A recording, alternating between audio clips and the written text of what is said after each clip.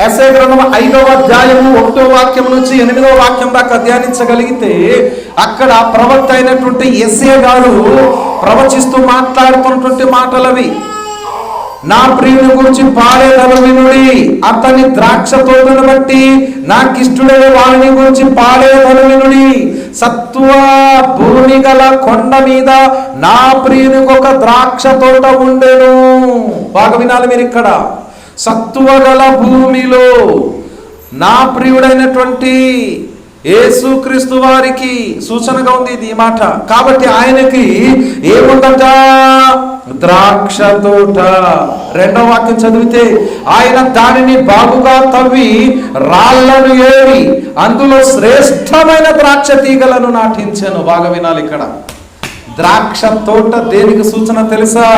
దేవుని సంగమునకు సూచన, దేవుని పొలమునకు సూచన.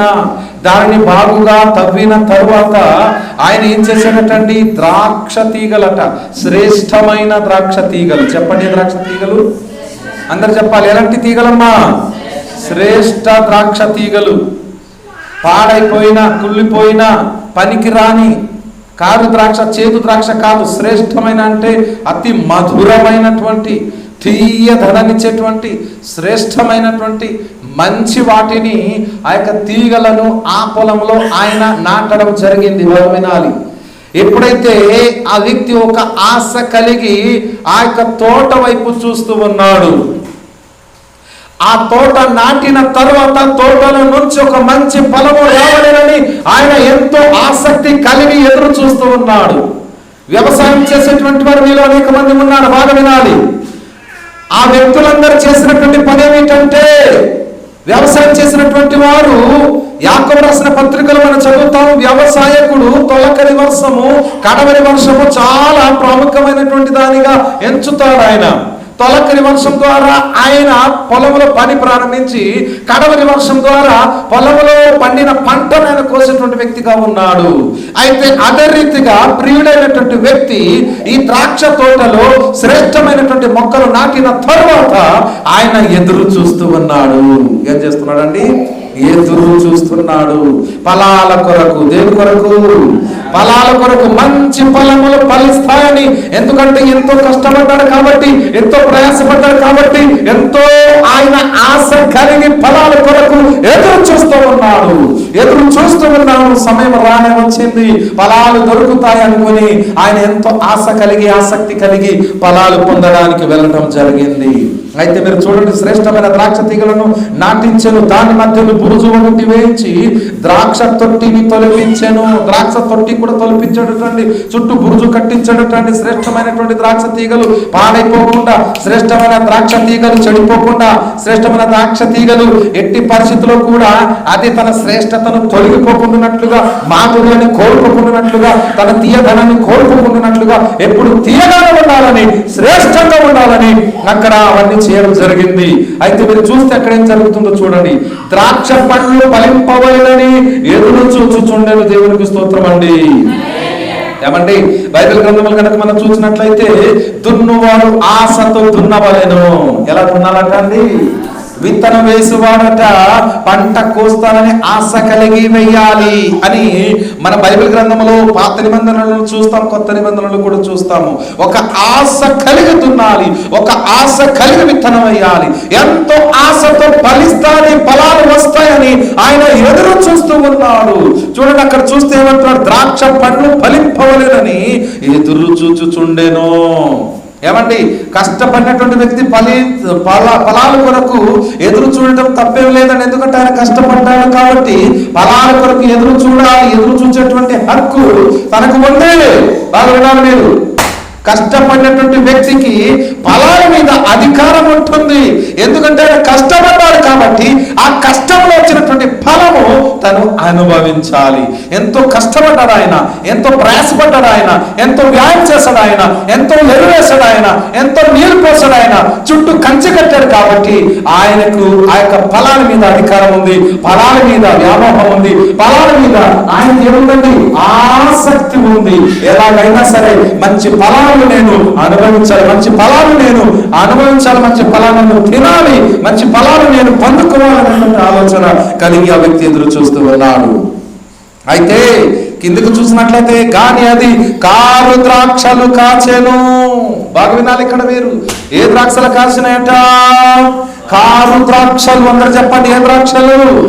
కారు ద్రాక్షలు అంటే చేదైనటువంటి ద్రాక్షలు, పనికి రాని ద్రాక్షలు. ఏమండి, ఎందుకు పనికి రాని ద్రాక్షలు? వెర్రి ద్రాక్షలు, చెడిపోయినటువంటి ద్రాక్షలు కాసినాయి.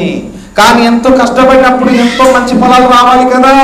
ఈ రోజున సంఘములు కూడా చూడండి ప్రియులారా, మీరు ఆలోచించాలి. దేవుడు తన స్వరక్తం ఇచ్చి సంపాదించినటువంటి సంఘము, దేవునికి సొత్తైనటువంటి సంఘము, దేవుని సొత్తైనటువంటి ప్రజలైనటువంటి వారు మరణాంధకారపు చీకట్ల నుంచి వెలుగులోకి వచ్చిన తర్వాత వీరందరూ కూడా జీవపు వెలుగు కలిగి ఉండాలి. కానీ జీవమైనటువంటి వెలుగుల నుంచి మరణాంధకరమైన చీకట్లోకి వెళ్ళిపోతున్నారు. దేవుడు వారిని ఉన్నతమైన స్థానంలో నిలబెట్టినప్పుడు ఆ ఉన్నతమైన స్థానం నుంచి కిందికి దిగిపోయినటువంటి వారు అనేక మంది ఉన్నారు. అందుకని దేవుడి వాక్యములు ఇక్కడ మీరు చూస్తే దేవుడు ఎంతో ప్రేమిస్తూనే ఉన్నాడండి. తన వెలుగు ఉదయింపచేస్తూనే ఉన్నాడండి. తన కార్యాల ద్వారా సాక్ష్యాన్ని పలుకుతూనే ఉన్నాడు. గొప్ప కార్యాలు మన జీవితాల్లో, అద్భుత కార్యాలు ఎన్నో ఎన్నో ఎన్నో చేస్తూనే ఉన్నాడు. కానీ ఈరోజు ఈ మట్టి మానవానికి బుర్ర మాత్రం వెలగటం లేదు. దేవుడు చేసిన అద్భుతాలు, దేవుడు చేసిన గొప్ప కార్యాలు, దేవుడు చేసిన ఆశ్చర్యక్రియలు, దేవుడు చేసిన మహత్ కార్యములను చూచి కూడా ప్రభువును స్తుతించకుండా, చూచి కూడా ప్రభువును ఆరాధించకుండా, ప్రభువును కొనియాడకుండా, ప్రభువును ప్రాధాన్య స్థానం ఇవ్వకుండా ఈ రోజున అనేక మంది బ్రతుకుతున్నారు. అయితే ఇక్కడ చూస్తే అదే పరిస్థితి కనబడుతుంది. శ్రేష్టమైన ద్రాక్ష తీగలు ఆయన నాటాడు, శ్రేష్టమైన ద్రాక్ష పనులు కాయవలనని ఎదురు చూస్తూ ఉన్నాడు. కానీ అది కారు ద్రాక్షలు కాచిన. 3వ వచనం, కావున యెరూషలేము నివాసులారా, యూదవారులారా, నా ద్రాక్ష తోట విషయమై నాకు న్యాయము తీర్చవలనని మిమ్మల్ని వేడుకొనుచున్నాను. మీరైనా ఆలోచించి చెప్పండి, ఎంతో కష్టపడ్డాను నేను, ఎంతో కష్టపడ్డాను నేను,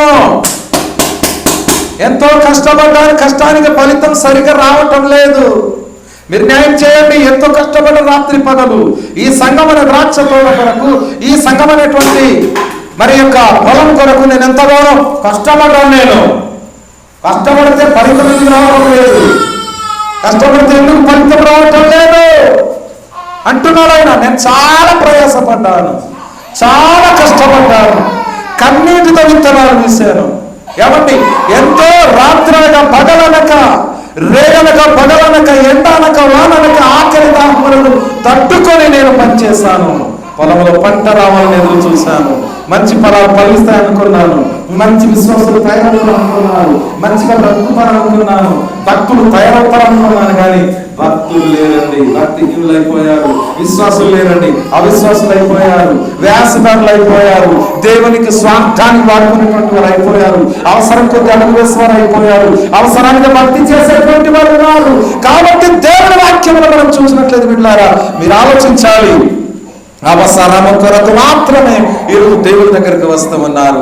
ఆనాడు మరి ఆ యొక్క ద్రాక్ష తోట వేసినటువంటి ఆ యొక్క ప్రియుడైనటువంటి వ్యక్తి ఎప్పుడైతే ద్రాక్ష తోటకు ఎరువు వేసినప్పుడు ఎరువు చక్కగా లాక్కున్నది. నీళ్లు పోసినప్పుడు ఆ యొక్క వృక్షం లేక తోటలో ఉన్నటువంటి తీగలన్నీ, మొక్కలన్నీ కూడా నీళ్లు బాగా తాగింది, ఎరువు బాగా తీసుకున్నది, చుట్టుపక్కల కంచె బాగా అనుభవించింది. కానీ ఫలాలు మాత్రం ఇవ్వలేదు. ఎలా ఉంటుందో ఒకసారి ఊహించుకొని చూడండి మీరు.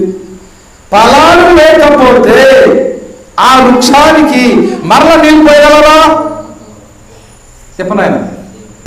ఏ వృక్షం కొరకు ఎదురు చూస్తూ ఉన్నాడో మంచి ఫలాలు రావాలి అని, ఆ ఫలం కోసం ఇది వరకు పడిన కష్టమే చాలు. హలో, ఇది వరకు పడిన కష్టం చాలు. ఎంతో కష్టపడినందుకు ఎంతో ఫలాలు రావాలి. ఇంత కష్టపడినందుకు ఫలం రాలేదు, రెండవసారి మరలా నీళ్ళు పోసే మనసు వస్తుందా? ఎరువు మళ్ళీ పోయగలవా? మరల చుట్టూ కంచె వేయగలవా? మరల భద్రత ఉండగలుగుతుందా? నీ మైండ్లో ఏమైనా మెదులుతారా? చెప్పండి ఒకసారి. దేవుడి వాక్యంలో మనం చూసినట్లయితే చూడండి, అక్కడ స్పష్టంగా చెప్తున్నాడు దేవుడు. 5వ వాక్యం చదువుతా, ఆలోచించుడి. మీరైనా ఆలోచించండి. పోని 10 సంవత్సరాలు అయింది, 20 సంవత్సరాలు, 30 సంవత్సరాలు, 50 సంవత్సరాలు, 100 సంవత్సరాల కాలం పట్టుందండి. ఎంతో ప్రయాసపడి ఎదురు చూస్తున్నప్పుడు ఎదురు చూసిన ప్రతిఫలం కనుక రాకపోతే ఆ వ్యక్తి ఆ వృక్షాన్ని ఏం చేస్తాడు? మీరైతే ఏం చేస్తారు? పోనీ చెప్పండి, ఏం చేస్తారండి మీరు? చూడండి, ఇక్కడ ఆలోచించుడి, నేను నా ద్రాక్ష తోటకు చేయము కార్యమును మీకు తెలియజెప్పేదను. బాగా వినాలి. నేను నా ద్రాక్ష తోటకు చేయబోయేటువంటి దానిని నేను మీకు తెలియజేస్తానంటున్నాడు. ఏం చేస్తాడట? ఏం చేస్తాడు? ఏం చేస్తాడు? ఏం చేస్తున్నాడు? ఏం చేయబోతున్నాడో చెప్తున్నాడు ఇక్కడ. చూడండి, చదువుదాం, అక్కడ భలేగా ఉంటుంది వాక్యం. ఓకే, చదవండి. మీకు తెలియజెప్పేదను, నేను అది మేసివేయబడినట్లు దాని కంచెను కొట్టివేసేదను. దేవునికి స్తోత్రం. దేన్ని కొట్టివేస్తారు? కంచె, చుట్టుపక్క ఉన్న బురుజు లేక కంచె అనేటువంటి దానిని ఆయన పడగొట్టేశారు అనుకోండి. ఆ లోపల జంతువులు ప్రవేశిస్తాయి, ఆ లోపల పశువులు ప్రవేశిస్తాయి, ఆ లోపల గొర్రె మేకలు ప్రవేశిస్తాయి, ఆ లోపల మనుషులు క్రూర జంతువులు ప్రవేశించి ఆ మొక్కల్ని తొక్కి వేస్తాయి, ఆ మొక్కల్ని విరిచివేస్తాయి, ఆ మొక్కల్ని మేసి వేస్తాయి. చూడండి ఎంత స్పష్టంగా రాయబడింది. ఇది వరకు ఒక మొక్క నాటినట్టు ఈ భూలోకములో, ఈ గ్రామంలో, ఈ సంఘంలో దేవుడు నిన్ను నాటి ఉన్నాడు. సంఘం అనేటువంటి తన పొలములో, సంఘం అనేటువంటి తన యొక్క ఈ యొక్క భూభాగములో దేవునికి ఒక మొక్క వలె, ఒక వృక్షం వలె నాటి ఉన్నాడు. నువ్వు ఫలించకపోతే ఆయన ఏం చేస్తాడు? చుట్టూ ఉన్న రక్షణ కవచాన్ని, చుట్టూ ఉన్న రక్షణ కంచెను ఆయన ఏం చేస్తానంటున్నాడండి? ఏమన్నా మనము దాని చుట్టూ ఉన్న కంచెను ఆయన కొట్టివేస్తాడట అండి, కొట్టేస్తాడట, కంచె తీసి పడుస్తాడట అండి. అప్పుడు తీసిన వెంటనే రకరకాల క్రూర విష జంతువులన్నీ ప్రవేశిస్తాయి, మొక్క మీద దాడి చేస్తాయి. మొక్క అంటే ఏదో నాటిన మొక్క అనుకోకు. ద్రాక్ష తీగ లేక ద్రాక్ష తోట అంటే నిజంగా ద్రాక్ష తోట అనుకోకండి. ద్రాక్ష తోట అనగా దేవుని సంఘము. ద్రాక్ష మొక్కలు లేక ద్రాక్ష తీగలు అంటే అది ఏదో తీగలు అనుకోకండి మీరు. విశ్వాసికి సూచన. ఫలించాలని ఎదురు చూస్తున్నాడు దేవుడు. కానీ ఈ రోజులో దేవుడి నుంచి రసాన్ని పొందుకుంటున్నారు, దేవుడి నుంచి సూర్యరశ్మి పొందుకుంటున్నారు, దేవుడి నుంచి వర్షాన్ని పొందుకుంటున్నారు, దేవుడి నుంచి ఎరువు పొందుకుంటున్నారు, దేవుడి నుంచి చుట్టూ రక్షణ కవచాన్ని పొందుకుంటున్నారు. కానీ దేవుని కొరకు ఫలాలు కనుక ఫలించకపోతే ఒక రోజు రాబోతుంది, ఆ రోజు దేవుడిని రక్షణ కవచాన్ని తీసివేస్తాడు. అప్పుడు ఖచ్చితంగా నువ్వు దాడి చేయబడతావు, నువ్వు నలగొట్టబడతావు. చూడండి కిందికి ఏం చెప్పబడుతుంది, చదవండి ఒకసారి. ఏమన్నానండి? నేను అది మేసివేయబడినట్లు దాని కంచెను కొట్టివేసేదను, అది తొక్కబడినట్లు దాని గోడను పడగొట్టి దాన్ని పాడు చేసేదను. ఎంత ఘోరం అండి. హలో, అర్థమైందా? ఏమేమి చేస్తా? తొక్కబడతావు. ఈరోజు ఒక స్థాయి దేవుడు నీకు ఇచ్చాడమ్మా, వినండి. ఈరోజు ఒక మంచి స్థాయి దేవుడు నీకు ఇచ్చాడు, ఉన్నతమైన పొజిషన్ నీకు ఇచ్చాడు. మంచి తిండి, మంచి బట్ట, మంచి ఇల్లు, మంచి పొజిషన్. చెప్పాలంటే బ్యాంకులో బ్యాలెన్స్ ఉంది.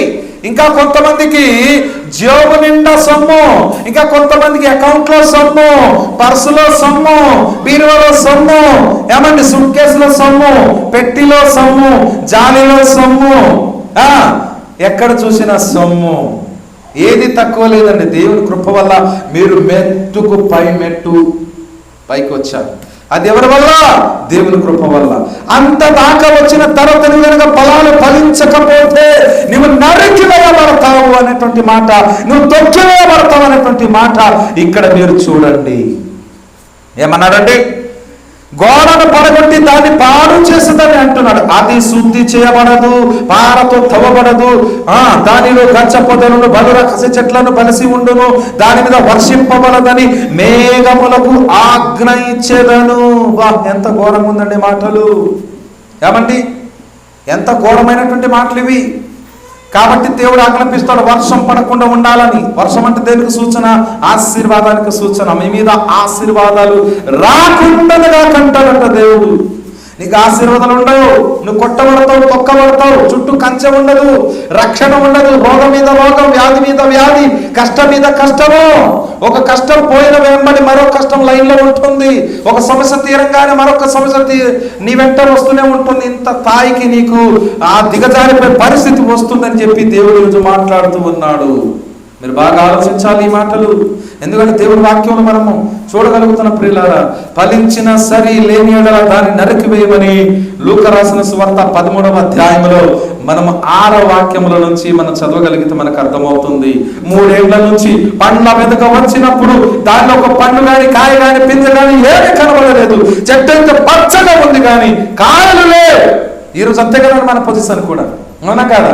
పచ్చగా ఉన్నారు కొంతమంది, మంచి లాభం ఉన్నారు, ఏపుగా ఉన్నారు, హ్యాపీగా ఉన్నారు, హెల్తీగా ఉన్నారు, చెప్పాలంటే కలకలాగా ఆడుతున్నారు, పచ్చని చెట్టులాగా ఉన్నారు, ఫలించే వృక్షాల్లాగా లేరు కానీ పచ్చగా ఉన్నారండి, బాగా లావుగా ఉన్నారండి, హేపుగా ఉన్నారండి, పొడవు పెరుగుతున్నారు, లావుగా పెరుగుతున్నారు, ఆకులు ఉన్నాయి తప్ప, కొమ్మలు ఉన్నాయి తప్ప కాయలు లేవు, పింజలు లేదు, పళ్ళు లేవు.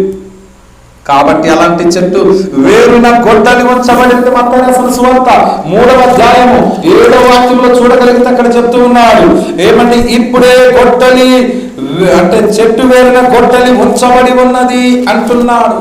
ఏమండి, గొడ్డలి ఎక్కడ ఉందట? చెట్టు వేరున గొడ్డలి ఉంచబడి ఉన్నది అనే మాట మనము అక్కడ చదవగలుగుతాం. ఇదిగో ఇప్పుడే చెట్టు వేరున ఏముందట? గొడ్డలి. అందరూ చెప్పండి ఏముంది? 10వ వాక్యం చదువుదాం. మత్తయి రాసిన సువార్త 3వ అధ్యాయం 10వ వాక్యం చదవగలిగితే అక్కడ ఒక మాట అన్నాడు. ఏమన్నాడు చూడండి మీకు అర్థం కావడానికి. ఇప్పుడే గొడ్డలి చెట్ల వేరున ఉంచబడి ఉన్నది కనుక మంచి ఫలములు ఫలింపని ప్రతి చెట్టు నరకబడి అగ్నిలో వేయబడును అని అంటున్నాడు. దేంట్లో? అందరు వినాలి. దేంట్లో? అగ్నిలో. ఫలించని చెట్టు, ఫలించే చెట్టు కాదు. ఫలించని చెట్టు అయితే నరికివేయబడతాది. ఫలిస్తున్నావు కాబట్టి ఈ రోజు వరకు దేవుడు నిన్ను కాపాడుతూనే ఉన్నాడు. ఫలిస్తూ ఉన్నావు కాబట్టి ఈ రోజు వరకు దేవుడు రక్షిస్తూనే ఉన్నాడు. ఫలిస్తున్నావు కాబట్టి దేవుడు చుట్టూ కంచె వేస్తూనే ఉన్నాడు. ఫలిస్తున్నావు కాబట్టి నీ మీద ఎరువు వేస్తూనే ఉన్నాడు. ఫలిస్తూ ఉన్నావు కాబట్టి నీకు నీళ్లు అనేటువంటి వర్షాన్ని కుమ్మరింప చేస్తూ ఉన్నాడు. ఇది అర్థం చేసుకో. ఫలించిన సరి లేని ఎడల దాన్ని నరికివేయము అనేటువంటి పదాన్ని మనం లూకా సువార్త 13వ అధ్యాయంలో 6, 7, 8 వాక్యాలు మనం చూడగలుగుతాం. కాబట్టి ఈ రోజు నీ స్థితి ఎలా ఉంది? ఈ రోజు నీ పరిస్థితి ఎలా ఉంది? నువ్వు ఎలా జీవిస్తూ ఉన్నావు? ఎలా బ్రతుకుతూ ఉన్నావు? దేవుని కొరకు ఫలిస్తున్నావా? ఫలించకుండా మూర్ఖంగా ప్రవర్తిస్తున్నావేమో జాగ్రత్త. ఫలించిన సరి లేని ఎడల నరికివేయమని దేవుడు తన వాక్యం ద్వారా తెలియజేసినటువంటి మాటలు ఈ రోజు మనం వింటా ఉన్నాం. ఈ రోజులో దేవుడు ఎంతగానో వారిని అభివృద్ధి చేసిన, ఎంతగానో ఉన్నతమైన స్థానంలో తీసుకొచ్చిన, ఎంత మేలులు చేసినా కూడా వారు ఏమాత్రమును దేవునికి స్తుతించడం కానీ, ఆరాధించడం కానీ, గణపరచడం కానీ, కొనియాడడం కానీ ఏమాత్రమును కూడా దేవుని మనసులో పెట్టుకోవడం కానీ వారి జీవితంలో లేకుండా పోయిందండి. అందువలననే అనేక మంది ఈ రోజున దేవుని స్వార్థపూరితంగా వాడుకుంటున్నారు. దేవునిగా ఆరాధించటం లేదు, దేవునిగా స్తుతించటం లేదు, దేవునిగా కొనియాడటం లేదు. ఏదో ఒకటి ఆశించి, చెప్పండి ఏం చేసి, ఆశించి ప్రభు దగ్గరికి వస్తున్నారు కానీ దేవుడిగా ఆరాధించటం లేదు. ఇటు వినండి, దేవుడిగా ఆరాధించటం లేదు, దేవుడిగా కొనియాడటం లేదు. ఏదో ఒక ఉద్దేశం, ఏదో ఒక ఆలోచన, ఏదో ఒక స్వార్థం, ఏదో ఒకటి దేవుడు చేస్తే తప్ప నేను భక్తి చేయను అనేటువంటి ఆలోచనతో వస్తున్నారు తప్ప ఆయన సృష్టికర్త, నా ప్రాణాత్మ దేహమునకు మూలకర్త అయినటువంటి దేవుడు, ఆయన బట్టి నేను ఉనికి కలిగి ఉన్నాను కాబట్టి ఆ దేవుని నేను స్తుతిస్తాను, ఆ దేవుని నేను ఆరాధిస్తాను, ఆ దేవుని నేను కొనియాడతాను, ఆ దేవుని కొరకు బ్రతుకుతాను, ఆ దేవుని కొరకు ఇతరులను బ్రతికింప చేస్తాను, సువార్త చాటుతాను, దేవుని కొరకు బ్రతికింప చేస్తాననే ఆలోచన కలిగి లేదు. అందుకని దేవుడు తన వాక్యం ద్వారా మనకి ఈరోజు ఏమత్తరిగా చేస్తున్నాడు? కంచెను కొట్టివేస్తానంటున్నాడు, దాని గోడను పడగొడతానంటున్నాడు, అది ఎన్నటికి ఫలింపకుండునట్టు దాన్ని పాడు చేస్తానని అంటూ ఉన్నాడు. జాగ్రత్త. ఇంతవరకు మీద వృక్షం కొరకు, ఒక తోట కొరకు అనుకుంటున్నారేమో. సంఘమును గూర్చి, కుటుంబమును గూర్చి, కుటుంబంలో వ్యక్తులను గూర్చి, సంఘములలో విశ్వాసంలో ఉన్నటువంటి వారి గురించి చెప్తున్నాడు. ఈ మాటలు హెచ్చరిస్తున్నాడు దేవుడు, వార్నింగ్ ఇస్తున్నాడు దేవుడు. నువ్వు వింటే సరే, లేకపోతే నరికివేయబడతావు. జాగ్రత్త. దేవుడు ఎన్నో మేలు నీకు చేస్తాడు. కుటుంబంలో 10 మంది ఉంటే 10 మందికి మేలు చేస్తాడు. కుటుంబంలో 20 మంది ఉంటే 20 మందికి మేలు చేస్తాడు. దేవుడు మేలు చేయకున్నట్టు లేదండి. ప్రతి కుటుంబంలో అద్భుతాలు చేశాడు. అద్భుతాలు పొందని కుటుంబాలు లేరు, ఉపకారాలు పొందని కుటుంబాలు లేరు. అందరి జీవితంలో ఏదో మేలు జరుగుతూనే ఉంది, జరిగింది, జరుగుతూ ఉంది, జరుగుతాయి కూడా. దేవుడు ఏ విషయం నీకు తక్కువ చేశాడు నీకు? ఏమండి, మరెందుకు ప్రార్థన ఇంట్రెస్ట్ లేదు నీకు? చెప్పండి. ప్రభావం ఇంట్రెస్ట్ ఎందుకు లేదు? దేవుడి సేవ ఇంట్రెస్ట్ ఎందుకు లేదు? దేవుని కొరకు ముందుకెందుకు రాలేకపోతున్నావు? దేవుని పరిచయం అంతా నిర్లక్ష్యం ఎందుకు నీకు? దేవుని నుంచి అన్ని లబ్ధి పొందుకుంటున్నావు కదా, మరి దేవుని కొరకు ఏం చేస్తున్నావు ఈ రోజున? నీవు నామకార్థంగా ఉంటే నువ్వు రక్షించబడలేవు, నామకార్థంగా ఉంటే నువ్వు ఫలించలేవు, నామకార్థంగా ఉంటే ఎక్కవాటుకు వెళ్ళలేవు. నామకార్థంగా ఉంటే దేవుడి దీవెనను పొందలేవు. చివరి దినాన నువ్వు నిత్యాగ్ని దండనలోకి వెళ్ళిపోతావు. కాబట్టి జాగ్రత్త అండి, జాగ్రత్త. ఫలింపని ప్రతి చెట్టు నరకబడును. ఇప్పుడు చదివినాం కదండి, నరికి వేయబడి అది అగ్నిలో వేయబడుటకు తప్ప మరి దేనికి పనికి రాదు అనే మాట విన్నా. చూడండి ఇంకో 2 మాటలు. ఏమండి చూడండి, వాక్యములు ఎంత తేటగా సూటిగా దేవుడు హెచ్చరిక పూర్వకంగా తన వాక్యం ద్వారా మాట్లాడుతూ ఉన్నాడు. మీకు అర్థం కావడానికి మరొక మాట ఏం చెప్పడిందో చూడండి అందరూ కూడా. ఎందుకంటే ఈ మాటలు వింటుంటే ఎంతో భయాన్ని కలిగిస్తుంది. మరి ఈ రోజున మీరు ఎలా ఉన్నారో ఒకసారి ఆలోచన చేసుకోనండి. ఆలోచన లేని వారు అనేక మంది నశించిపోతారు. మరి మీరు నశించడానికి దేవుడైతే మిమ్మల్ని ఎన్నుకోలేదు, కానీ మీరు ఫలించడానికి, అభివృద్ధి చెందడానికి దేవుడు ఈ రోజున మిమ్మలను నియమించి ఉన్నాడు. కాబట్టి మరొక వాక్య భాగాన్ని మనం చూసుకుందాం. దేవునికి వాక్యంలో నుంచి ప్రతి ఒక్కరు కూడా తెరవండి. దేవుడు తన వాక్యం ద్వారా మనకి ఈ రోజున ఎలాంటి హెచ్చరికలు చేశాడు ఒకసారి చూసుకుందాం. నాతో పాటు తెరవండి దేవుని వాక్యం. త్వరగా తెరవండి దేవుని వాక్యం నుంచి మనం చదువుకుందాం. ఎందుకంటే ప్రియులారా, ఈ రోజున దేవుడు చేసిన ప్రతి మేలులను, ఉపకారములను తలంచుకొని ప్రభువును స్తుతిస్తూ, ప్రభువును ఆరాధిస్తూ, ప్రభువును గణపరుచుతామనేటువంటి ఆలోచన కలిగిన వారు లేరండి. నిజంగా అటువంటి ఆలోచన కనుక కలిగిన వారు ఉంటే మరి ఎంతో గొప్ప గొప్ప కార్యాలు ఈరోజు సంఘంలో, సమాజంలో అనేక చోట్ల జరుగునేమో. కానీ ఈ రోజున అలాంటి వారు లేకపోవడం బట్టి దేవుని యొక్క సేవ, దేవుని యొక్క పరిచయం, దేవుని యొక్క మరి నామం అనేటువంటిది ఈ రోజున ముందుకు సాగలేకపోతుంది అనే చెప్పాలి. ఎందుకని మరి మనం చూసినట్లయితే బైబిల్ గ్రంథంలో ఎంతో తేటగా సూటిగా దేవుడు తన వాక్యం ద్వారా తెలియజేస్తూ ఉన్నాడు. హెబ్రీయులకు రాసిన పత్రిక 6వ అధ్యాయం 8వ వాక్యం చదవగలిగితే అక్కడ ఒక మాట చెప్పాడు. మీకు అర్థం కావడానికి ఒక మాట చూపిస్తున్నాడు. చూడండి అక్కడ ఏమి రాయబడింది ఒకసారి చూడండి. హెబ్రీ పత్రిక తొందరగా తెరవండి. హెబ్రీ పత్రిక అందరూ తెరవండి. హెబ్రీయులకు రాసిన పత్రికల నుంచి ఏమంటే 6వ అధ్యాయం 8వ వాక్యం చదవగలిగితే అక్కడ చెప్తున్నాడు మాట. ఏం చెప్పాడు? అయితే ముండ్ల తుప్పలను, గచ్చ తీగలను దాని మీద పెరిగిన ఎడల అది పనికి రాదని విసర్జింపబడి శాపము పొందతగినదగును, తుదకది కాల్చివేయబడును. జాగ్రత్త వినండి, ఏమంటున్నాడు? అయితే ముండ్ల తుప్పలను అంటున్నాడు, గచ్చ పొదలను అని అంటున్నాడు. ఇవన్నీ కూడా అందులో వచ్చిందనుకోండి, అది విసర్జింపబడి శాపము పొందదగినదని అంటున్నాడు. శపించబడుతుందట నేల, శపింపబడుతుందట కుటుంబం, శపింపబడుతుందట సంఘము. మీకు అర్థమవుతుందా? కాబట్టి శపింపబడినదను తుదకది కాల్చివేయబడును, అగ్నికి ఆహుతి అయిపోవును అనేటువంటి మాటలు మనం వింటూ ఉన్న పైన 7వ వాక్యంలో చూసినట్లయితే అక్కడ అంటూ ఉన్నాడు, ఎట్లనగా భూమి తన మీద తరచుగా కురి వర్షము త్రాగి. ఏం త్రాగుతుంది భూమి?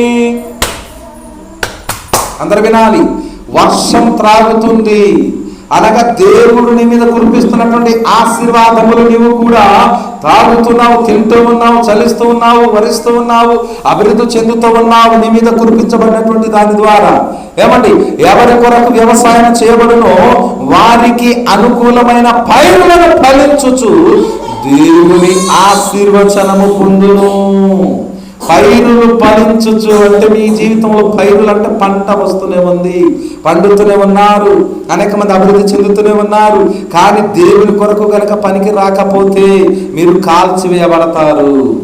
మీరు కాల్చివేయబడతారా, దీవించబడతారా? నిర్ణయం మీకే. ఫలిస్తారా లేకపోతే శిక్షించబడతారా అనేటువంటిది ఒక్కసారి ఆలోచించండి. ఇలా చెప్పుకుంటూ పోతే అనేక సందర్భాలు బైబిల్ గ్రంథంలో దేవుడు మాట్లాడుతూ ఉన్నాడు. మరి ఈరోజు నీ పరిస్థితి ఎలా ఉంది? దేవుని ద్వారా వచ్చేటువంటి గాలిని, దేవుని ద్వారా వచ్చేటువంటి నీటిని, దేవుని ద్వారా వచ్చేటువంటి సూర్యరశ్మిని, దేవుని ద్వారా వచ్చేటువంటి వాతావరణమును, దేవుని ద్వారా వచ్చేటువంటి ప్రతి దాన్ని పట్టుకొని ఈరోజు దేవుని కొరకు కనుక పనికి రాకపోతే నీ జీవితం ఎంతో వ్యర్థమవుతుంది. కాబట్టి వ్యర్థమైనటువంటి నీ జీవితాన్ని కాబట్టి బలవంతంగా మార్చడానికి దేవుడు మానవుని దిగువ రక్తములు కాల్చి నీకు రక్షణ ఇచ్చి ఉండగా ఈ రోజున నువ్వు ఆలోచన చేయకుండా ఉంటే కనుక ఖచ్చితంగా నీ శిక్షకు నీవే పాత్రుడివి, నీ నాశనానికి నీవే ఉత్తరవాది అవుతావు. కాబట్టి దేవుడు హెచ్చరికతో మాట్లాడుతూ ఉన్నాడు, ఫలింపవలని ఎదురు చూస్తూ ఉన్నాడు, కానీ కారు ద్రాక్షలు కాస్తూ ఉన్నారు. మరి ఇప్పటికైనా నువ్వు ఫలించగలిగితే ధన్యుడివి, లేకపోతే నీవు ఖచ్చితంగా శిక్షకారుడి అవుతావు.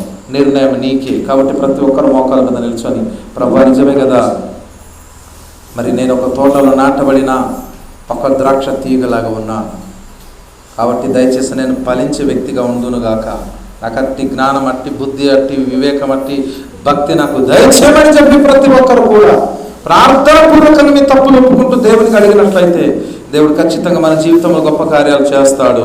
కాబట్టి ప్రతి ఒక్క తీర్మానం చేసుకుందాము, ఒప్పుకుందాము, మన తప్పిదాలు ఒప్పుకుంటూ ప్రభువులకు అడుగుదాము. అలాగైతే ప్రభు ఖచ్చితంగా మన తప్పులు ఒప్పుకున్న వారికి దేవుడు కరుణిస్తాడు, కాపాడుతాడు, రక్షిస్తాడు. కాబట్టి అట్టి కృప దేవుడు అందరికీ దయచేయను గాక. ప్రార్థన చేసుకుందాం.